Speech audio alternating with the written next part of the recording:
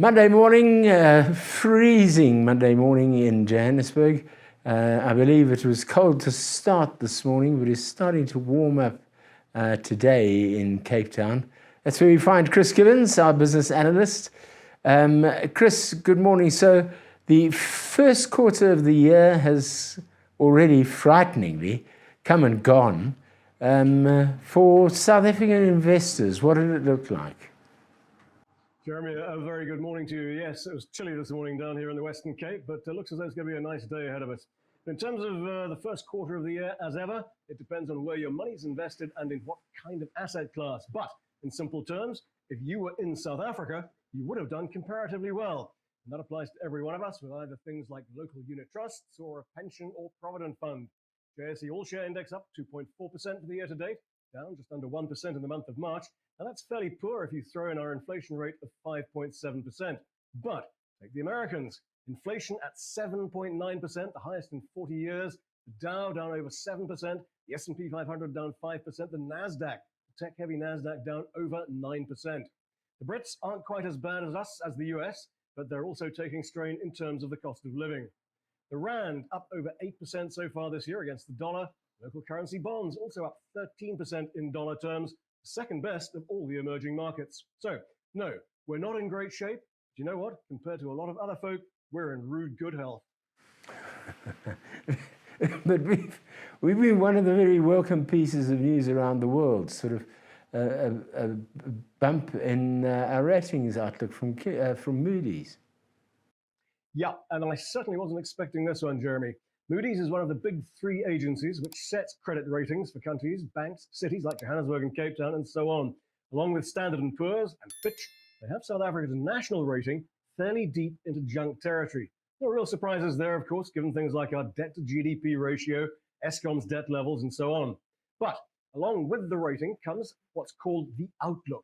Are things expected to get better, stay the same, or get worse? In our case, Moody's has changed the rating outlook from negative to stable, citing an improvement in the country's fiscal position. It is a pat on the back for government, which says Moody's has stuck to its debt consolidation plans. It points out that government, for the first time in many years, has limited the growth of its wage bill to 1.6%, well below inflation. Some of it is down to luck, higher commodity prices, which have helped with an increase in tax revenue, corporate income tax up 58% last year. The ratings agencies are notoriously hard to please. So, yes, I think this is a real shaft of sunlight amid quite a lot of gloom. Gloom, you say? Of course, the dominant global factor, as far as gloom goes, very much the war in Ukraine. No sign of it improving anytime soon either, Jeremy. The World Trade Organization says that global growth in trade will come in at just 2.5% this year, down from a previous forecast of 4.7%. It's nearly 50%. Nor is it all to do with Ukraine. WTO chief Dr. Ngozi Okonjo-Iweala says the cut is also linked to continuing global supply chain problems that started as a result of the pandemic. My worry, says the former Nigerian finance minister, is that we have a food crisis brewing. He notes that although Russia and Ukraine only make up about 2.5% of global merchandise exports, they are very, very significant in certain sectors. He's talking about wheat and other grains, sunflower oil, and so on, and says that in Africa, as an example, 35 of 55 countries imported one or more of these from either Russia or Ukraine, and 22 imported fertilizer. So South Africa will surely be feeling the impact already, Chris? No question, Jeremy. According to Dr. Okonjo-Iweala, quoting figures from the African Development Bank, in many countries on our continent, food prices are rising by 20% to 50%. Mind you, every cloud supposedly has a silver lining. Okonjo-Iweala says that in the short term, countries could be changing their dietary tastes to eat more homegrown products. In the longer term, Africa is investing in heat-tolerant varieties of wheat and other crops. All of this, as we mentioned earlier, is just fueling inflation here and elsewhere. Well, we're certainly feeling it here, Jeremy. We can see it in food prices already, but more directly in the price of fuel. It's why government has knocked R1.50 off the price of a litre of fuel for the next 2 months, in a bid to take some of the pressure off. Fuel, not just about you filling up your car, it's about the price of your taxi ride to work, your monthly bus ticket, also about the price paid for fuel by all the big retailers who move goods by road. Their petrol price goes up, you can be sure they'll pass it on to you and me just as soon as they can. It is a 2-month bond seller from the government, but also, as an aside, an indication of just how much money it takes from the so-called fuel levy, which, once upon a time in a galaxy far, far away, was used to pay for the upkeep of roads.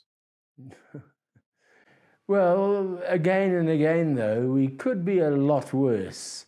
I mean, if you think about all the people in and around Europe who are dependent on Russian gas coming into winter. Absolutely, which now has to be paid for in Russian rubles. And I'll come to that in a moment. But here's an example for you. Reuters carrying a report that in a small corner of southeast England, vast glass houses, greenhouses if you prefer, stand empty. Soaring cost of energy, Russian gas, is preventing their owner from using heat to grow cucumbers for the British market. Elsewhere in the UK, the surge in natural gas prices has prevented the planting of peppers, aubergines, and tomatoes, no longer economically viable. So your cucumber sandwich as you take tea at Wimbledon in a month or two's time might be a thing of the past. But I'm not joking. These greenhouses I'm talking about cover about 30,000 square meters. They belong to the Montalbano family, originally from Sicily. They've been growing cucumbers in that part of England since 1968. And they supply market leaders like Tesco, Sainsbury's, Morrison's, and right now, they're all empty. Brilliantly successful business, potentially wiped out in one season. So explain this to me about paying for Russian gas in rubles. What's so wrong with that?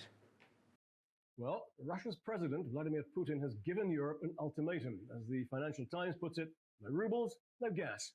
It is in direct retaliation, Jeremy, for Western sanctions in the wake of the Ukraine invasion, and it's designed to force European countries to deal with Russia's central bank.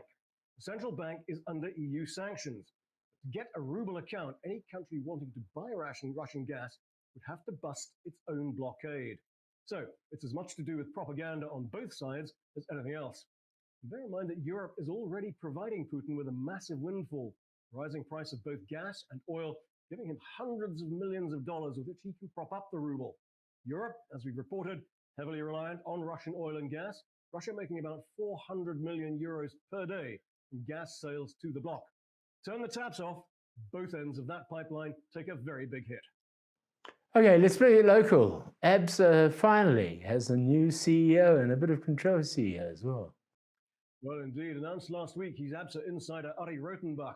He is eminently qualified for the job. He's been with the group since 1997, was formerly head of retail and business banking, also been chief risk officer, head of ABSA's card and branch network divisions. There is only one problem, at least according to the Public Investment Commission, which owns 5% of ABSA. Arie Rautenbach happens to be white. The PIC has issued an angry statement in the wake of Rautenbach's appointment, saying it's another missed opportunity for the ABSA board to publicly demonstrate its commitment to transformation. It also reminded us that it had previously recorded its disappointment to the board about the apparent instability at executive level following the departure of CEO Daniel Minele, a long-awaited senior black hire.